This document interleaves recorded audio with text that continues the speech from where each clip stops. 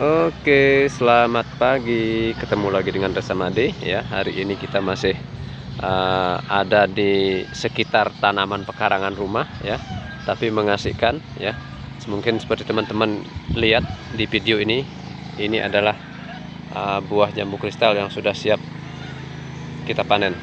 Nah, sekarang yang akan saya bahas ya, bagaimana menghasilkan buah jambu kristal yang bagus dengan kualitas terbaik, tapi tanamannya enak dipandang. Artinya enak dipandang, tidak membutuhkan ruang yang cukup luas. Nah, seperti ini, saya mundur sedikit seperti contohnya ini baru berumur 10 bulan ya, tidak genap 1 tahun, tapi dia bisa mendapatkan tanam tumbuhnya seperti ini karena sering dilakukan proses pemangkasan ya. Karena banyak kita lihat teman-teman yang lain yang nanam jambu kristal, tapi dia sayang melakukan proses pemangkasan di saat proses penanaman, maka menghasilkan percabangan jambu kristal yang tidak bagus. Artinya percabangan jambu kristal yang tidak bagus itu dia cenderung tinggi, kanopi kiri kanannya melebar, jadi banyak membutuhkan ruang. Jadi buahnya pun tidak maksimal, karena jambu kristal ini kan dia berbuah kalau sering kita lakukan proses pemangkasan. Itu yang harus diketahui. Jadi banyak teman-teman itu, kenapa nggak dipangkas? Saya tanya, sayang, kasihan, lambat besarnya. Itu salah. Itu salah. Kenapa kita bilang salah? Kalau tanaman ini misalnya tidak kita pangkas, dia kan cenderung tinggi ya, melebar. Jadi banyak ruang yang dibutuhkan. Beda dengan posisi jambu kristal yang umur 10 bulan ya, tapi percabangannya bagus ya. Kita bisa kategorikan, kita bahasa sehari-harinya kita bonsai lah ya. Kita bonsai. Ini kita lihat, ini baru 10 bulan. Ini sama semua 10 bulan, tapi percabangannya memang dari awal kita perhatikan. Ini bibit ya, bibit okulasi. Biasanya kalau bibit okulasi itu teman-teman bisa lihat, kalau mau beli itu kan dia dari indukan asal ya, batang asal ditempel dengan calon jambu kristal ya, calon jambu kristal. Makanya di situ percabangannya tidak terlalu banyak. Beda dengan tanaman cangkok. Ini contoh ya. Ini satu tanaman memang sengaja saya beli, ini yang cangkok ya. Ini cangkok. Kalau cangkok itu biasanya kan pada saat proses pemilihan batang untuk dicangkok itu sudah ada cabang tunas ya, atau rantingnya yang ikut terbawa. Beda dengan okulasi. Kalau okulasi dia hanya satu batang plus tempelan, jadi hanya ada 2. Nah, kalau itu terus kita pertahankan, tidak kita lakukan proses pemangkasan, itu dapat dipastikan buahnya nanti kurang, jambunya cenderung batangnya tinggi dan melebar, jadi tidak maksimal, jadi terlalu repot kita. Nah, contohnya seperti ini. Ini kan cabang kedua ya, kita anggap cabang kedua dari pangkasan pertama. Seharusnya ini sudah harus dipangkas. Ini harus dipangkas. Seandainya ini dipangkas ya, seperti percabangan yang lain, dia akan segera keluar bunga, calon buah. Kalau ini kan lambat, kita lihat. Ini karena tidak dipangkas kemarin ya, dia cenderung memanjang, dia keluar calon buah, calon bunga di ujung. Nah, apa masalahnya? Ini ketika nanti dia berbuah ya, buahnya besar, maka kekuatan dari ranting ini tidak akan bisa maksimal untuk menopang buah. Ya, beda seandainya kita lakukan proses pemangkasan di sini ya. Kalau kita lakukan proses pemangkasan di sini ya, kita pastikan nanti cabang ini akan kuat ya. Cabang ini akan kuat untuk menopang buah. Nah, kerugiannya apabila kekuatan batang ini, ranting ini tidak mampu menopang buah, bisa kejadiannya seperti ini. Ini sekarang saya tunjukkan. Nah, ini saya tunjukkan. Ini sampai saya ganjal ya, ganjal pakai balok ini sebenarnya matang, tapi dia rusak. Ini sebenarnya sudah kita bungkus, tapi dia langsung bersentuhan dengan tanah. Ini kemarin langsung bersentuhan dengan tanah. Ini satu ranting ini kemarin ada 3. Ini saya buang 1 juga ya, ini saya buang 1. Ini separuh sebenarnya masih bisa kita ambil ya, kita biarkan saja. Ini kemarin kan dia nyentuh ke tanah ini. Nih, ini semuanya nyentuh ke tanah. Ini ada 3 nyentuh ke tanah. Kita baru lihat, kita baru cek, rupanya dia sudah lembab, mungkin karena lembab ya. Ini busuk sebelah ya. Makanya untuk jambu kristal kalau rajin dilakukan proses pemangkasan, kita pastikan nanti tanamannya bagus, pohonnya bagus, ya enak dipandang lah ya. Dia kecil seperti ini ya, rendah tapi buahnya banyak. Nah, makanya dipastikan pada saat awal proses penanaman jambu kristal ini, kunci pertama yang harus dilakukan adalah teknik pemangkasannya. Jadi dipastikan nanti setiap 20 cm ya pangkas, 20 cm pangkas. Setiap tunas baru yang tumbuh, oke lah kita korbankan dulu lah ya. Walaupun kadang-kadang kita mangkas itu kan sayang, ini rantingnya tunas baru ini kita pangkas lagi. Tapi itu keuntungan setelah itu nanti ya. Seandainya itu dibiarkan, itu akan menyesal ya, menyesal, kita akan terlambat lagi. Seandainya dia sudah tinggi kita pangkas ulang, kita akan lambat lagi.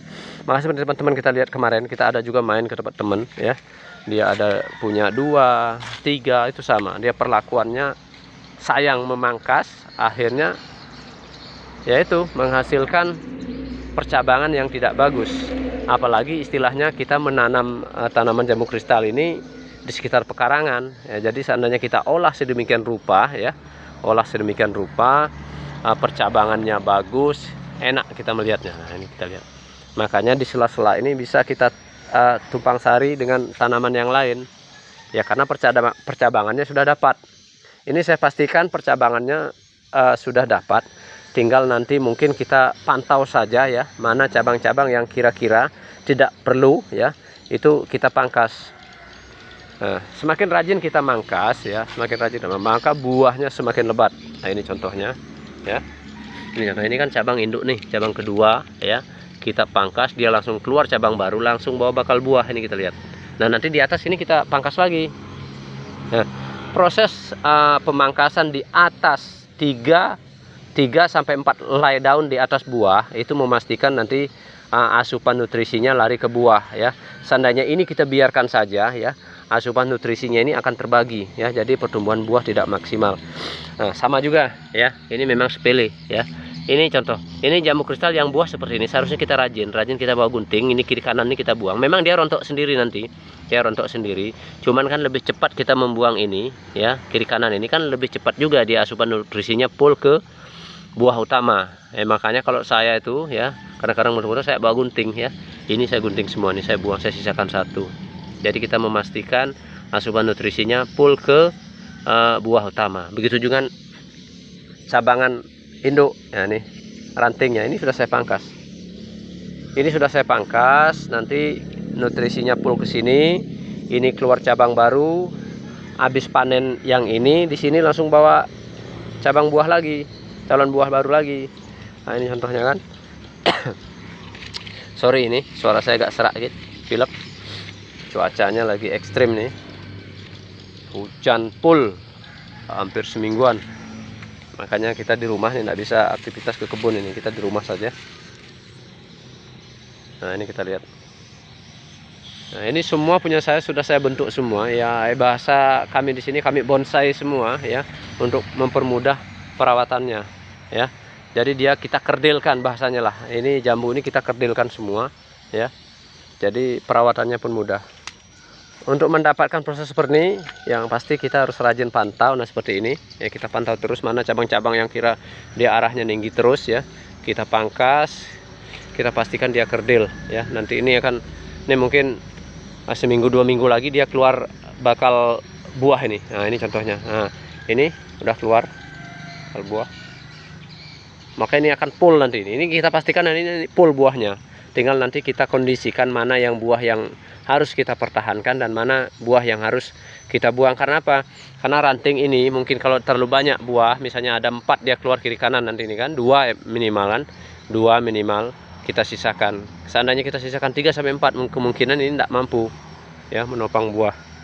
Contohnya seperti ini pun belum sempat saya buang ini harus dibuang juga ya, karena ini dari percabangan baru juga. Nah, ini memang dia mudah ya, tapi harus rajin jambu kristal. Nah, ini kita lihat, rajin membungkus. Terus terang saja untuk jambu kristal punya saya nih, dia buahnya nyambung menyambung ya, dia tidak pernah putus. Ada yang sudah tua seperti ini, ada yang baru bungkus, ada yang baru keluar calon buah bunga ya. Ini karena proses pemangkasan tadi, makanya kemarin sempat di video sebelumnya kan sempat kita bilang kalau jambu kristal ini kondisinya atau pembuahannya bisa kita kondisikan ya, karena dia sifatnya tidak buah musiman. Jadi tergantung kita ya, rajin kita melakukan proses pemangkasan ya. Nah, ini tidak sempat kita bungkus, tapi ini sudah tidak mungkin kita lakukan proses pembungkusan, ini pasti sudah rusak, kita buang saja. Ini oke teman-teman semua ya, pencinta tanaman pekarangan ya, mungkin itu dulu yang dapat kita informasikan atau kita tayangkan pagi hari ini ya. Sekali lagi ya teman-teman, tolong dibantu channel ini ya, mudah-mudahan channel ini bisa berkembang biar saya bisa memberikan banyak kesempatan lagi untuk memberikan informasi-informasi yang bermanfaat ya untuk kita semua. Oke, terima kasih.